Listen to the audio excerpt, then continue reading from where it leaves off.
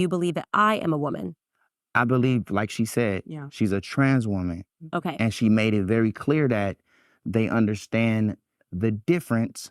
But if What someone is the difference? That's what I'd like you to answer, AJ. What is Ray J doing? So he's just released a new show called The Girls Club, featuring 12 transgender contestants.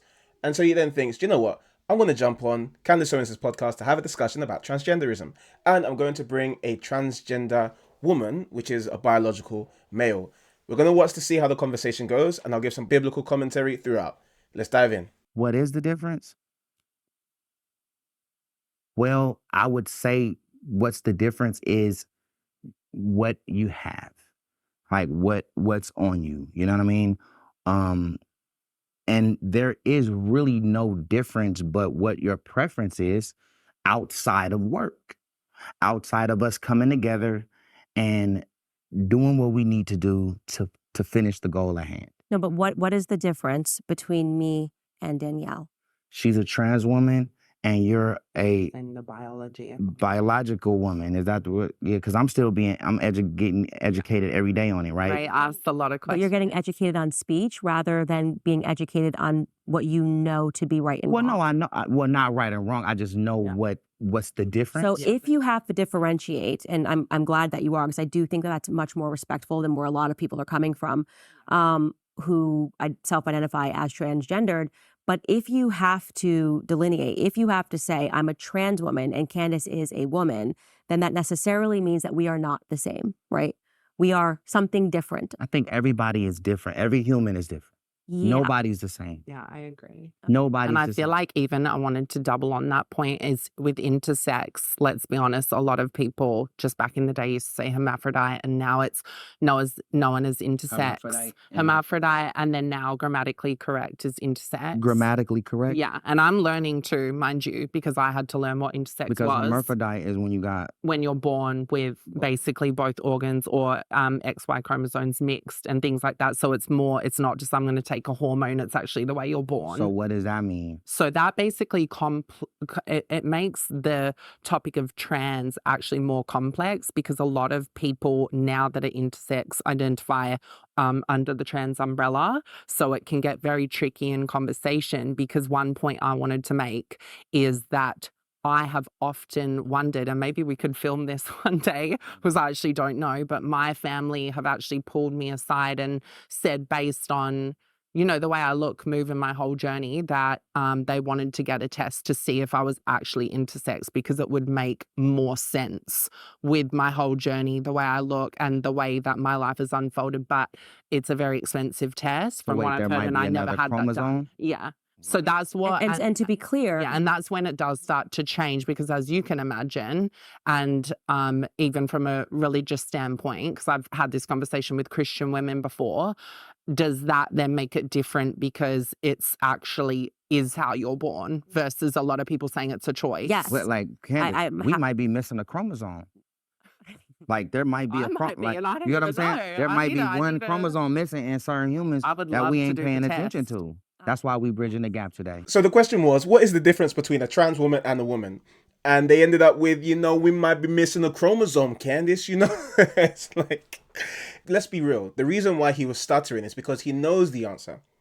He knows the truth, but he doesn't feel comfortable saying it because it's not socially acceptable and it will also damage his show. Let's be real. Like Ray J's making money in this. He's got businesses and organizations in this. And unfortunately, there are many people similarly who profit from this industry.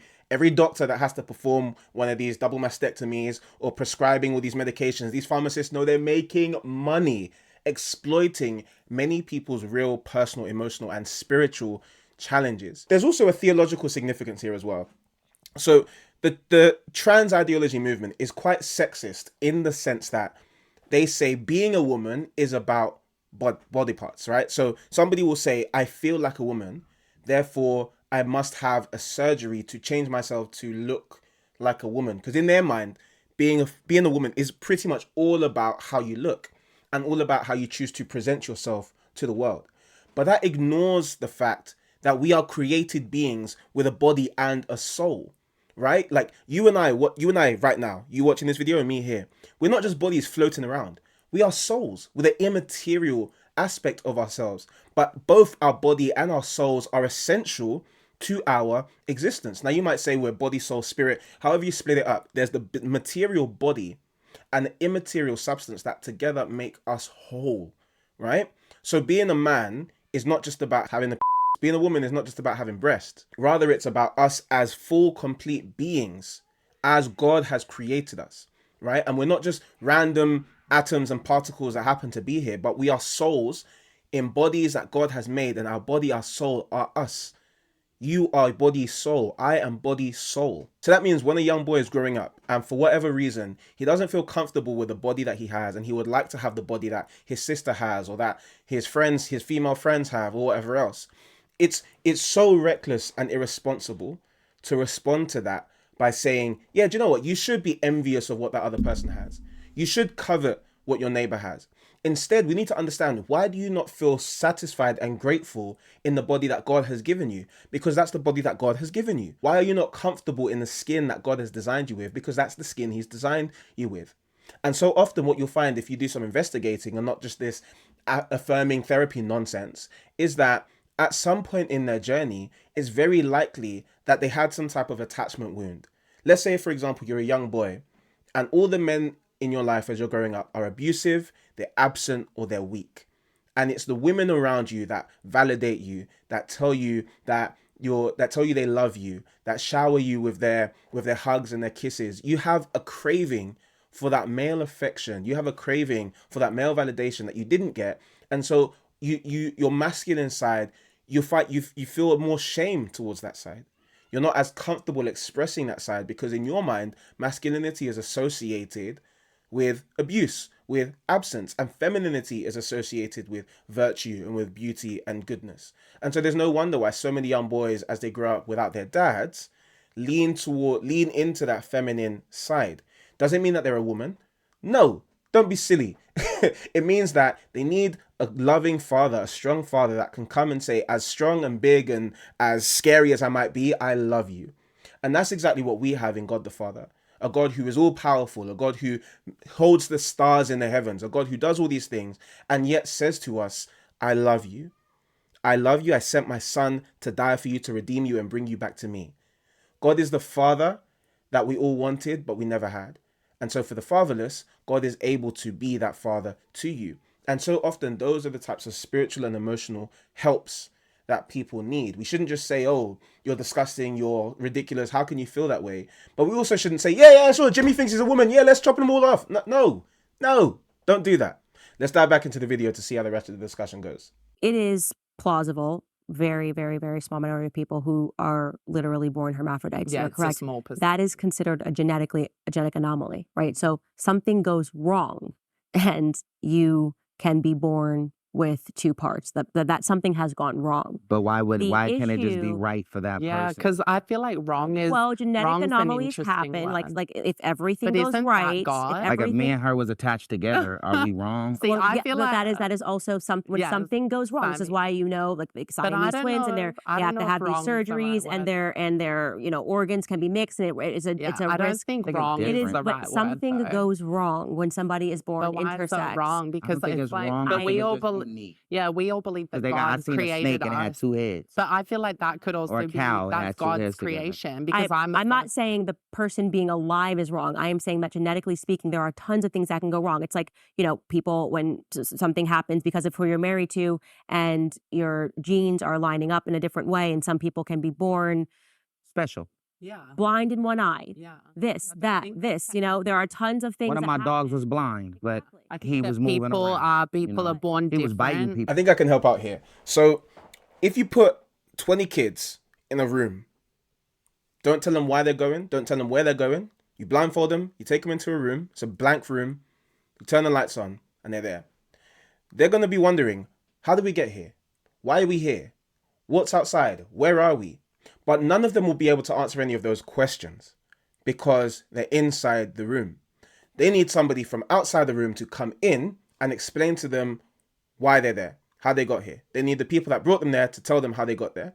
When we try and understand who we are as a creation, as created beings, we can't do it alone. So that question of why is a hermaphrodite Why is that an anomaly? Why do we say that's wrong? Or why do we say someone being blind is wrong? Like, yeah, sure, you could talk about how it's less of an advantage in certain situations, but then somebody would just say, well, why don't you level the playing field, right? Well, the reason we say these things are anomalies is because God actually did tell us about how things are meant to be. The one who created us did actually tell us about how the world is meant to function. He did tell us that he made them male and female. So when this person is saying that, oh, maybe they're like that because God, God made them that way. Like, even though, of course, God allowed that to happen, and God is the one who creates all of us, we live in a world that is affected by sin. So there is corruption in God's creation that God will redeem and will restore when Jesus comes to rescue our souls. But yes, God created them. However, we can still know, based on how God's good world ought to have been, what good is. And God told us that he made them male and female before sin entered the world. So we know that anything that obscures that male and female binary is not part of God's good creation, even though it does occur in creation. As I was listening to Ray J and Danielle Alexis there, it reminded me of this scripture that there are people who are always learning but never able to arrive at a knowledge of the truth. So, they're talking about, we're on this journey and we're learning, we're on this journey and we're learning. And it sounds like they're just saying that so they're not accountable to the consequences of their decisions.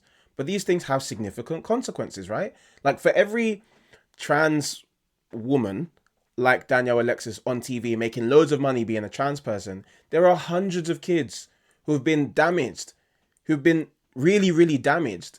Not just kids, men and women as well, who've been damaged because of this ideology, that they've had their body irreversibly changed, irreversibly damaged, and it didn't solve the social, emotional, and spiritual problems they had. And so I make these videos not just because it's fun to go in on the trans community and stuff, but I genuinely feel like these ideologies hold people back from the real spiritual, emotional healing that they can have. And that can only be found when we live the lives that God has called us to as men and women made in his image. If you like this video, then check out this one. I know it will bless you too. I'll see you there. Peace and blessings.